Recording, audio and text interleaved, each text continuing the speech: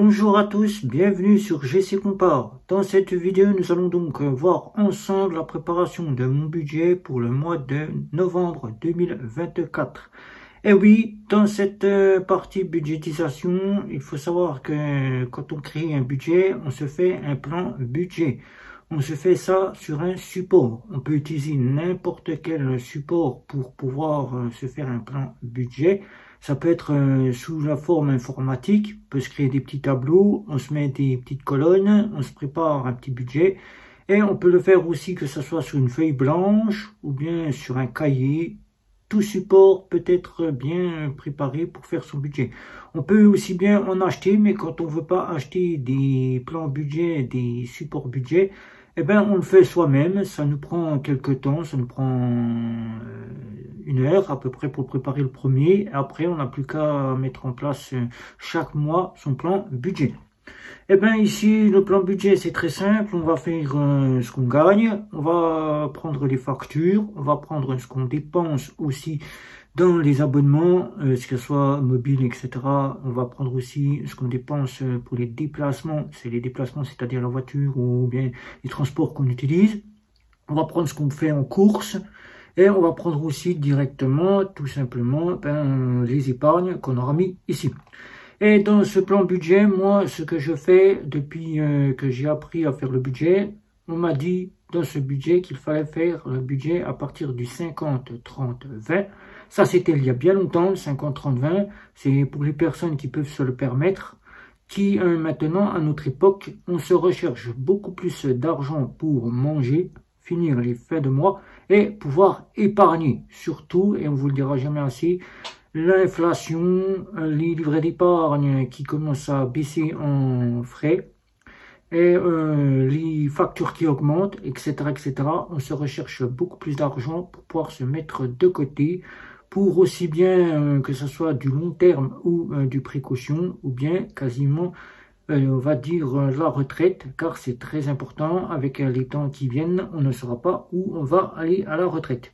Alors, nous allons voir ici, j'ai préparé mon plan, j'ai préparé mon support budget sur informatique, comme je le fais à chaque fois.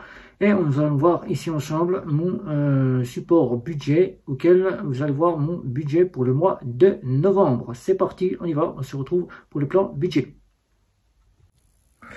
Alors, nous voici sur le support budget que j'ai créé, que je me sers chaque mois. C'est cette page-là que je me sers chaque mois pour le voir. Ici, vous allez voir que j'ai pris un plan budget à partir du 60-40, car je vous explique que le 60-40, c'est très important, car on a beaucoup plus besoin de manger et de payer ses factures, car ça augmente chaque année et l'inflation fait qu'on a besoin de payer un petit peu plus d'argent dans notre ressource mensuel pour pouvoir finir les fins de mois, pour pouvoir remplir les réfrigérateurs, les placards, etc., etc., pour qu'on puisse avoir à manger. Alors le 50, j'ai donc fait un budget à partir de 50. Je me suis aperçu qu'il fallait 10% de plus. Alors donc j'ai donc décidé que, en vue qu'on ajoutait l'épargne retraite, on pouvait quasiment les 20%, rajouter 20% pour l'épargne retraite. Donc je me suis dit 10% de plus pour tout ce qui est les frais compressifs, c'est-à-dire facture et ainsi qui est donc la nourriture. Et ensuite 40% pour tout ce qui est des épargnes qu'on mettra en 10% sur chaque épargne. Voilà, 10%, on va le diviser par 4. C'est l'argent qui nous restera sur ce total. Voilà. Donc ici vous voyez j'ai un salaire ce mois-ci qui, avec les partenaires de YouTube qui en partenariat, j'ai 1424 € de salaire qui tombe avec les partenaires qui tombent pour ce mois de novembre. Voilà. Et si vous avez un restant sur votre compte, vous ajoutez le restant sur votre compte, ce qui vous fera un petit peu plus d'argent. Alors ici, la prestation sociale, certains me diront c'est le RSA, non pas du tout. Quand vous voyez une petite somme, le RSA ne touche pas une petette somme ainsi. Ça, c'est la prime pour l'emploi. Je touche 219 € de prime pour l'emploi, ce qui me le fait un budget que vous allez voir ici de 1643 € pour le mois. J'ai pas ajouté le budget total familial, puisque le budget total familial, ça ne vous concerne pas. J'ai fait juste un budget avec ce que je gagne moi-même. Voilà. Donc ici, vous pouvez faire des petites colonnes. Moi, je les ai un petit peu grossis ici parce qu'il y a toujours des petits trucs à mettre. Par exemple, dans les dépenses, on peut mettre ce qu'on dépense ici. Voilà, si on a des suggestions à mettre. Ici, vous pouvez mettre les factures, tout ce que vous pouvez payer. Vous mettez le total, quand vous aurez fait le total de ce que vous payez. Là, ici, le dû. Si vous avez un dû, vous mettez tout ce que vous avez en dû ici. Voilà, voilà. Alors, pour la première facture, comme vous voyez ici, j'ai EDF. EDF, je ne paye que 40 € par mois. Mais j'ai une facture de régularisation à payer tous les mois. La facture de régularisation annuelle de 34 €. Je paye 34 € par mois pour régulariser la facture annuelle, dont elle me s'élève à 300 et quelques euros. Voilà. Ensuite, le loyer. Le loyer sans compter les APL, puisque les APL, je paye des APL. Je paye 200 et quelques euros d'APL. Je ne les ai pas comptés dedans, mais en loyer total, je paye 225 €. 225 € de loyer. Voilà. Ensuite, les assurances voitures, je ne paye que 45 €. Tout est compris dedans puisque j'ai mis la maison et la voiture avec. La voiture, c'est la sans permis. Donc la sans permis, je paye une trentaine d'euros. Et la maison, je ne paye que 15 €. Voilà. Je paye que 15 € pour la maison. Voilà. Donc ensuite, nous allons descendre un petit peu plus bas. Voilà. Alors, les abonnements, certains me diront tu payes cher en abonnement. Certes, je paye cher en abonnement, mais dans ces abonnements, il faut savoir que je regroupe sur Internet la partie, puisque je n'ai fait qu'une seule et unique formule Internet pour Bouygues Télécom. Je paye 93 € ce mois-ci, puisque j'ai la fibre optique de ma famille, que je paye puisqu'ils sont à la retraite. Je paye leur partie, puisque tout est compris sur le même et unique compte. Les forfaits mobiles, je paye un forfait mobile, les achats des mobiles que j'ai achetés, qui sont en location, et je paye mes forfaits qui sont inclus dedans. Voilà, donc pensez pas que je paye aussi cher que vous pouvez le penser pour 84 €. Non, j'ai trois forfaits mobiles et 2 abonnements de téléphone mobile qui sont comptés dedans. Pour le streaming, certains me diront 1,61 €, c'est tout, c'est pas cher, tu ne prends pas de Netflix. Tu ne prends pas de Amazon Prime, tu ne prends pas de tout ce qui est streaming. Non, pas du tout, puisque j'ai arrêté Netflix, j'ai arrêté Amazon, j'ai arrêté Disney+, j'ai arrêté tout ça, car les contenus qu'ils nous mettent à l'intérieur sont des contenus parfois auxquels on n'est pas intéressé à regarder. Alors, pour 1,61 €, auquel je prends cet abonnement en partage, voilà, c'est un partage sur GoSplit, je vous avais déjà parlé sur la vidéo. Je paye 1,61 € mon VPN et je télécharge du torrent. C'est mieux, j'ai des nouveautés, je peux regarder du streaming sur Internet, etc., etc. Donc pour les factures, je ne paye que 525,95 €, mais il faut compter l'assurance et le loyer qui sont dedans. Sinon, je ne paye pas très cher en facture. Voilà. Ensuite, pour le loyer, que j'explique bien ici, pour certains me disent, mais l'eau et tout ça, c'est compris dans le loyer. C'est pour ça que je ne paye que 225 €. Sans compter les APL qui viennent au bout. Voilà, que je n'ai pas compté, puisque souvent les APL, c'est pas moi qui les touche. Donc, les APL, c'est ma compagne qui touche les APL. Donc, je n'ai pas à faire cela. Voilà. Donc, je ne les ai pas comptés dedans. Voilà. Parce que c'est que mon budget à moi-même. Voilà. Donc, mon budget à moi-même, c'est 525,95 € qui, le mois prochain, peut baisser, car souvent, on se partage les factures. Voilà. Le mois prochain, pour le loyer et les assurances maison, c'est la partie adverse qui paiera les factures. Voilà. Et le mois d'après, c'est moi qui reprends les factures. Voilà. Alors maintenant, pour le budget déplacement, la voiture. Alors la voiture, je ne paye que 100 € parce que je fais des économies. Je ne prends pas toujours la voiture sur le système. Pour le bus, je ne paye que 13 €. Là, il y a une petite erreur. Je vais corriger tout de suite.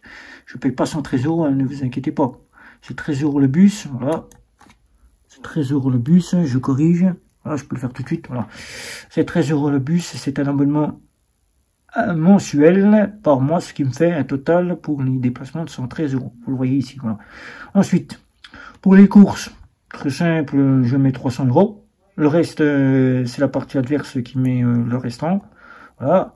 Ensuite, pour les épargnes et le shopping, voilà, le shopping, 46 €, puisque en calculant tout ça, on peut savoir qu'on prend le prix que l'on gagne ici, les 1643, voilà, ici, 1643 ici, que je vous remontre ici, voilà.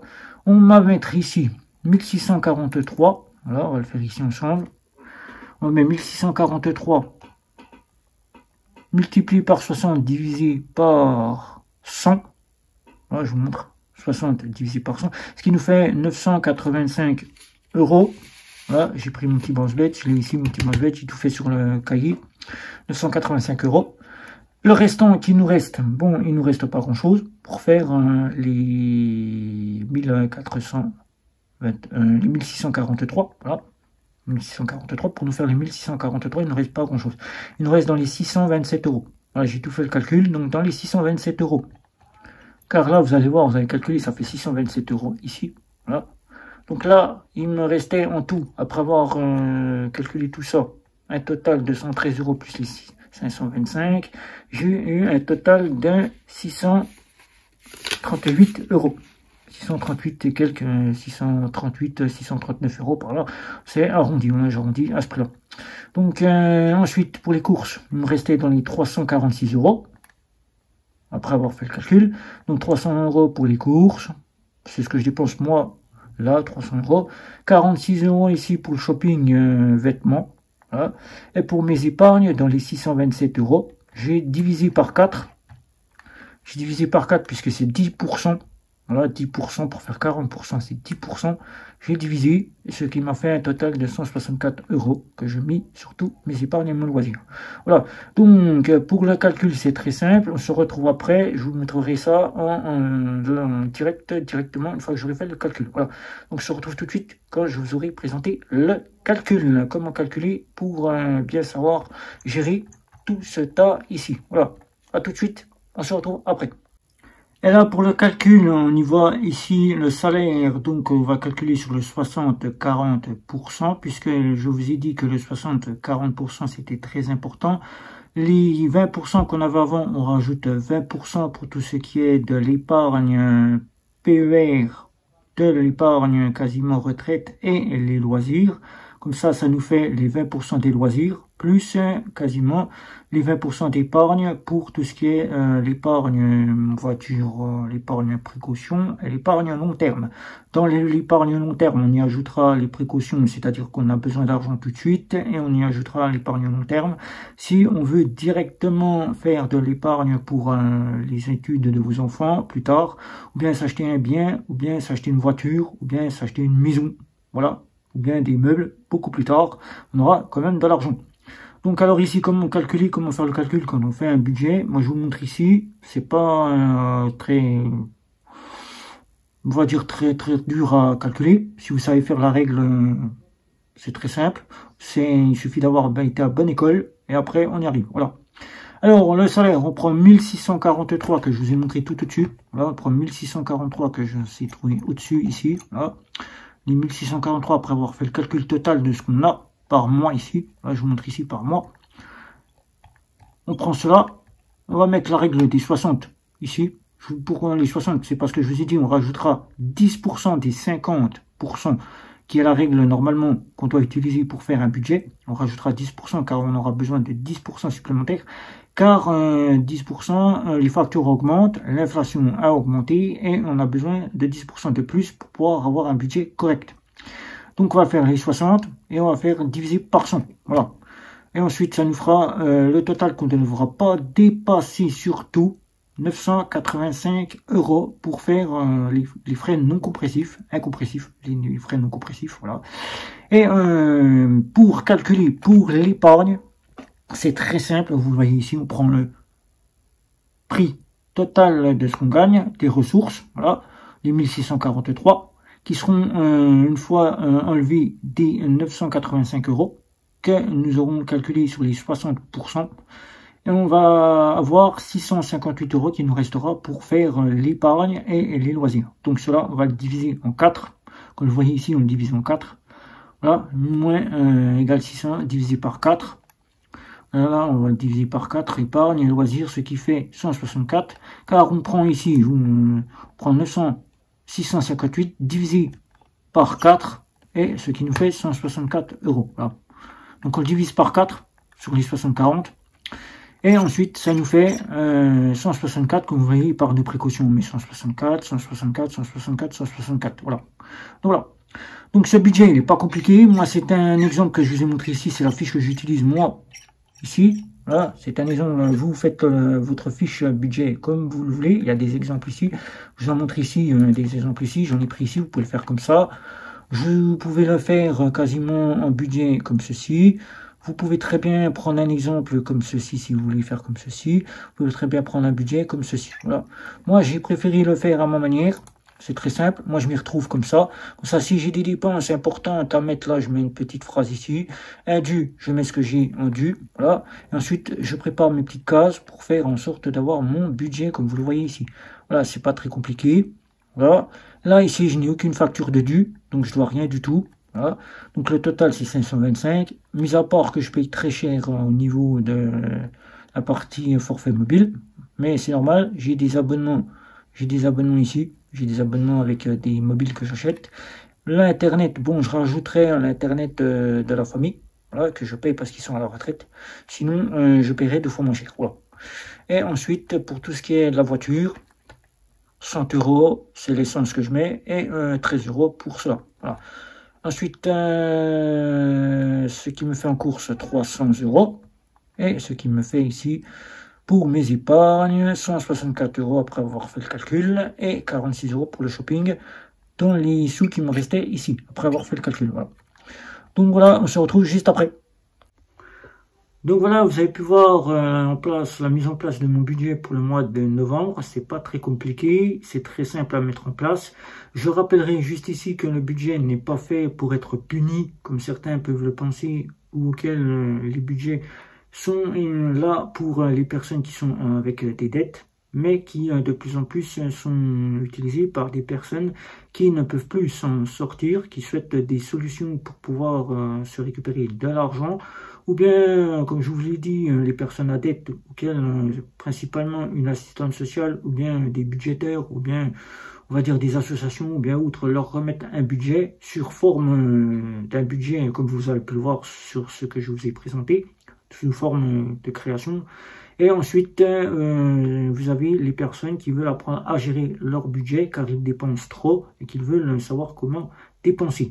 Et bien, vous voyez, c'est pas très dur. Il suffit simplement de connaître un petit peu ce que vous dépensez et en prenant cette facilité de faire un budget, on en apprend tous les jours. Ça peut nous permettre de faire des économies sur les abonnements, par exemple, car ce sont principalement les abonnements que nous payons très cher. Et on peut encore avoir des économies, par exemple, pour se trouver, on va dire, un fournisseur d'accès électrique. Voilà, on va dire un fournisseur d'électricité un petit peu moins cher pour faire des économies quelque temps. Et puis on peut encore se trouver des économies si par exemple on voit que pour la voiture on dépense plus que ce que on pense dépenser et qu'alors on dépense beaucoup plus. Voilà. Donc ce budget-là, il est fait. Vous avez vu mon budget du mois de novembre. On se retrouvera pour le budget du mois de décembre. Où là, il va y avoir un petit peu plus d'argent qui va arriver sur le compte. Donc vous allez pouvoir voir le budget du mois de décembre. Voilà. Donc sur ce, si vous avez des questions sur ce budget, n'hésitez pas. Mettez un petit like. Mettez aussi un abonnement et la petite cloche pour pouvoir être averti des prochaines vidéos. N'oubliez pas que je suis abonné avec